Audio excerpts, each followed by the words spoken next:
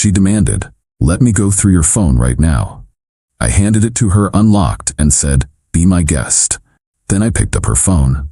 The terror that washed over her was all the proof I needed. I, 31 male, learned something crucial last Tuesday night. When someone suddenly becomes obsessed with your supposed secrets, they're usually hiding their own. My girlfriend Natasha, 29, and I had been together for 3 years. Good relationship, or so I thought. She worked as an interior designer. I managed a small bookstore. Not glamorous lives, but comfortable. We'd been living together for about a year in a decent 2-bedroom apartment. The paranoia started small about 2 months ago. Little comments about who I was texting, questions about why I smiled at my phone, jokes that weren't really jokes about having a work wife. I brushed it off initially. We all have insecure moments, right?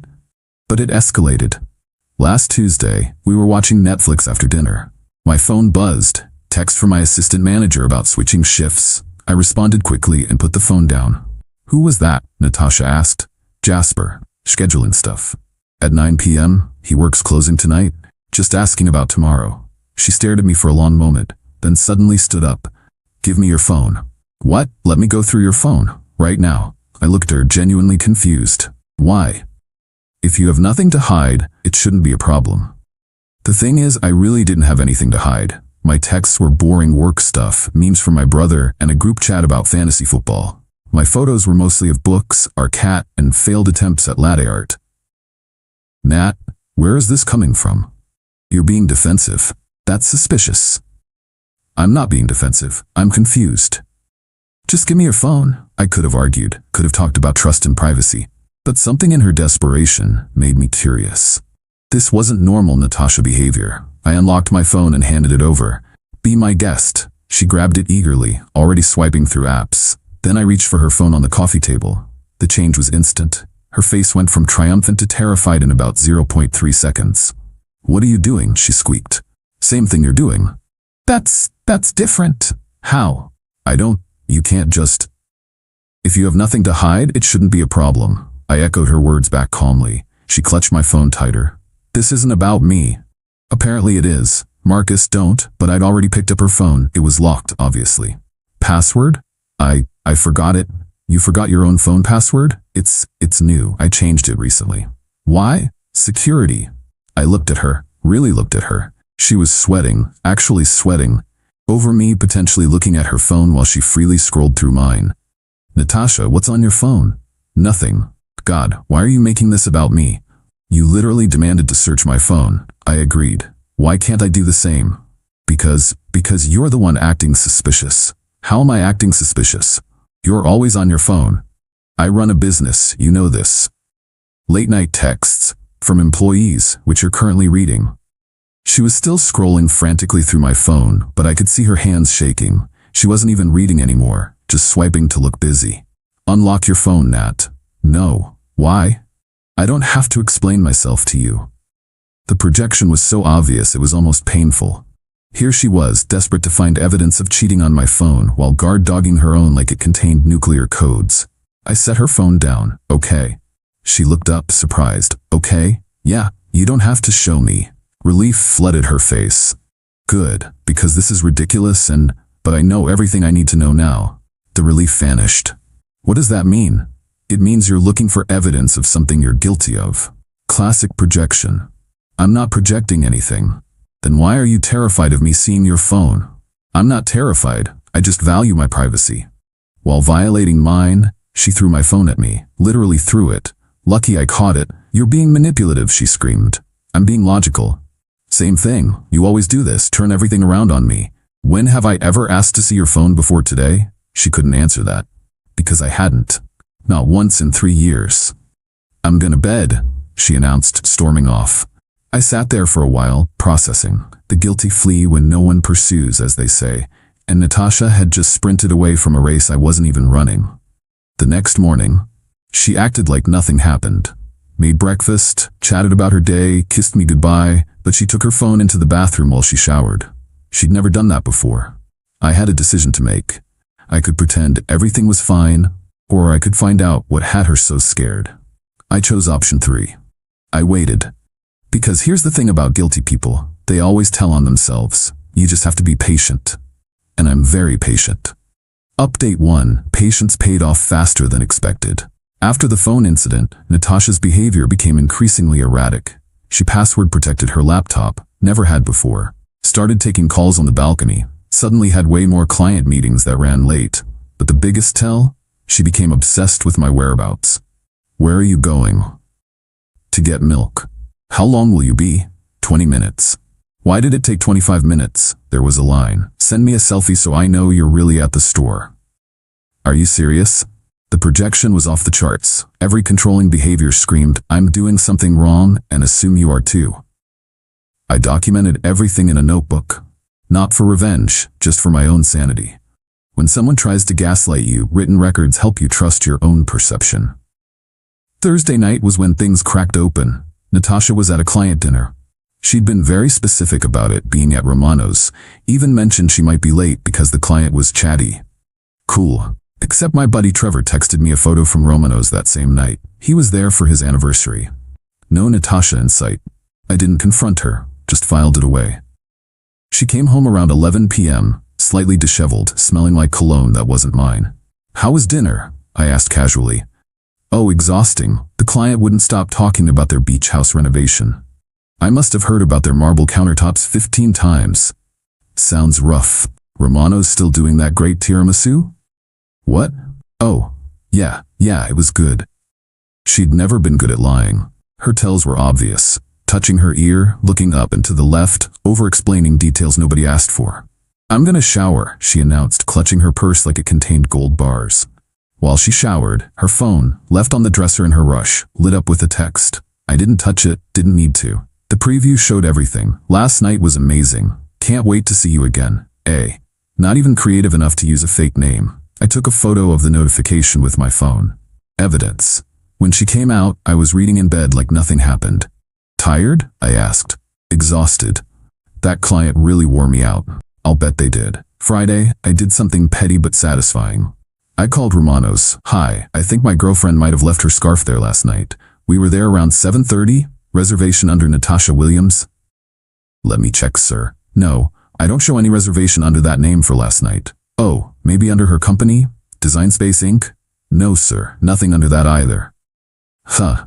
Must have been confused about the restaurant, thanks anyway. So now I had confirmation. She lied about where she was, who she was with, and what she was doing. The text made it pretty clear what was actually happening. Saturday morning she woke up and immediately grabbed her phone, checked it with her body angled away from me. Classic cheater behavior. Hey, I said, stretching. Want to get breakfast at that place you love? Can't. Meeting a client. On Saturday? They work during the week. Weekends are the only time they can meet. Which client? Why does it matter? Defensive immediately. Just curious. You've been having a lot of weekend meetings lately. Are you tracking my meetings now? Should I be? She huffed and started getting dressed. I don't have time for your paranoia. My paranoia. That was rich. After she left, I did something I'm not proud of but felt necessary. I looked at our shared tablet's browser history. She'd forgotten she was logged into her email on it.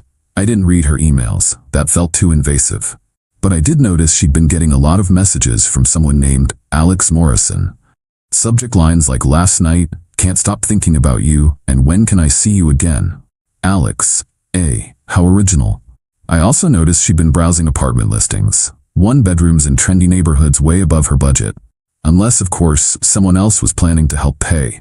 That evening, she came home glowing, humming to herself, practically floating. Good meeting? I asked.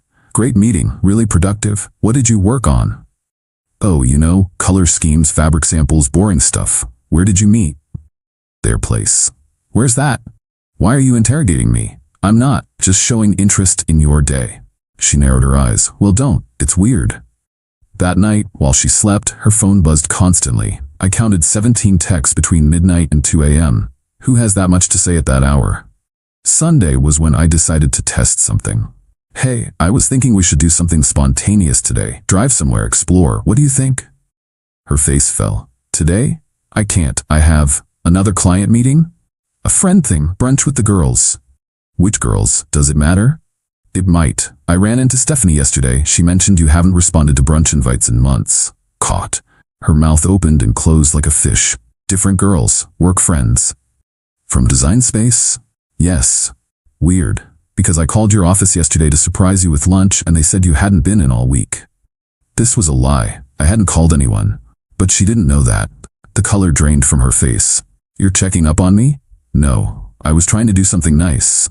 But apparently you weren't where you said you'd be. Again. I was at client sites. Not everyone works from an office, Marcus. Right, all those clients who can only meet on evenings and weekends. Yes, exactly. God, you're so suspicious lately. Am I? Or am I just noticing patterns? She grabbed her purse. I'm not doing this. I have brunch. With Alex? I shouldn't have said it, but I was tired of the games. She froze in the doorway, didn't turn around. What? Alex Morrison, the person texting you at 2 a.m., the person you were with instead of Romano's, the person whose apartment listings you're browsing. That Alex? The silence stretched for maybe 30 seconds. Then she left, slamming the door. I sat there, oddly calm. The truth was out now. The question was, what would she do with it? My phone rang 20 minutes later. Natasha, probably calling to gaslight me about how I was crazy and paranoid, but it wasn't Natasha, it was an unknown number. Hello? Is this Marcus? Male voice, nervous. Yes, who's this? This is Alex Morrison. I think we need to talk. Plot twist. Didn't see that coming. Final update. The conversation with Alex Morrison was not what I expected. At all. I know this is weird, he started, but I just found out about you. Natasha told me she was single. Has been telling me that for 4 months. 4 months. We met at a design conference in June. She said she'd just gotten out of a long relationship and wasn't looking for anything serious. June. When she'd gone to that boring work thing, I'd offered to attend with her. She'd insisted I'd hate it. She never mentioned you, not once. I only found out because my sister saw us at lunch yesterday and said, "Isn't that Natasha? I thought she lived with someone." I confronted her, and she admitted everything. I was oddly calm. And you're calling me why? Because I'm pissed. And I thought you should know the truth. She played us both. What did she tell you about me? Nothing. That's the thing. You didn't exist in her version of reality. She complained about her ex sometimes, said he was controlling and paranoid. Made her check in constantly, went through her phone. I actually laughed. That's literally what she's been doing to me. Yeah, I'm starting to see a pattern. Look, I'm sorry. If I'd known. Not your fault. You didn't know. We talked for a few more minutes. Alex was a marketing director, recently divorced, thought he'd found something real with Natasha. He was hurting too. After we hung up, I texted Natasha. Alex called, we need to talk. She was home within an hour. Flew through the door like a hurricane. What did he tell you? He's lying. He's obsessed with me. I rejected him and now he's trying to ruin my life. Natasha, stop. You don't understand. He's been stalking me. That's why I've been so paranoid about phones. I was trying to protect you. The lies were desperate now, throwing everything at the wall. He knew details, Nat. Dates, times, places. The conference in June, The apartment hunting, that was for a client. The weekend meetings. You're really going to believe some stranger over me? He's not the one who's been lying for 4 months. She shifted tactics. Tears now. Okay, I met him. We had coffee a few times. Maybe I didn't mention it because I knew you'd overreact. Coffee doesn't text at 2 a.m. We're friends. Friends don't browse apartments together. You went through my phone? No. You left the tablet logged in. More tears. Bigger tears. I was confused. You've been so distant lately. I've been distant? You literally accused me of cheating while you were having an affair. It wasn't an affair, we just connected. You don't understand me anymore. Classic cheater's script. I was almost impressed by how textbook it was. Natasha, I need you to leave. The tears stopped instantly. What? Pack what you need for a few days. Go to your sister's or wherever. We'll figure out the rest later. You can't kick me out. I live here. You're right. I can't force you, but I'm asking you to give me space to process this. Process? There's nothing to process. We can work through this. You've been cheating for 4 months while accusing me of cheating, while demanding to see my phone, while lying about literally everything. It's not that simple. It really is. She tried anger. Fine. You want to throw away 3 years over a misunderstanding? You threw it away. I'm just acknowledging it. She tried bargaining. We can do counseling. I'll cut off Alex. I'll give you all my passwords. You mean the passwords you wouldn't give me when you were going through my phone? She tried manipulation. I guess I'll just be homeless then, since you clearly don't care what happens to me. Your sister lives 20 minutes away. You're not going to be homeless. Finally, she tried threats. I'll tell everyone what kind of person you really are. How controlling you've been. Go ahead. Tell them how I checks notes. Let you go through my phone while refusing to show me yours. That'll sound super convincing. She packed a bag while alternating between sobbing and screaming. Called me every name in the book. Said I'd regret this. Said I'd never find anyone who loved me like she did. God, I hoped that was true. After she left, I changed the locks. Yes, same day. Yes, I know that's fast, but I'd actually scheduled it the day before, after Alex called. I had a feeling she'd react badly. That night, the text started. I'm at Monica's. Happy? Can't believe you're doing this. We need to talk like adults. You're overreacting. Alex meant nothing. I love you. Please answer me. This is ridiculous. I'm coming home tomorrow. You can't change the locks. That's illegal. I have rights. Actually, she didn't. Lease was in my name only. She'd insisted on that when we moved in because her credit was shot from overspending. Ironic how that worked out. The next day I boxed up her things, neatly, carefully, took photos of everything for documentation, arranged for her sister to pick them up. Her sister Monica was surprisingly understanding. I'm sorry, she said when she arrived. I had a feeling something was going on. She's been weird lately. Weird how? Secretive, defensive, spending money she doesn't have, new clothes, new jewelry. I asked where it was coming from.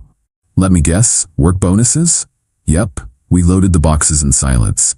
As she was leaving, Monica turned back. For what it's worth, I think she knows she screwed up. She was up all night crying. Crying because she got caught, not because she did it. Yeah, probably. That was a week ago. The texts have stopped, the calls have stopped, Natasha has gone silent. But Alex reached out again. Apparently, she tried to convince him I was abusive and he should save her. When he refused to play along and told her he was done, she accused him of taking Marcus's side and blocked him. My favorite part? She's now posting inspirational quotes on Instagram about toxic relationships and knowing your worth. The comments are all supportive friends who don't know the real story. I don't care enough to correct them. I kept one screenshot though. From her stories. A quote that says, "The guilty are always the most suspicious." Paulo Coelho. The irony is so thick you could cut it with a knife. Am I sad? Sure.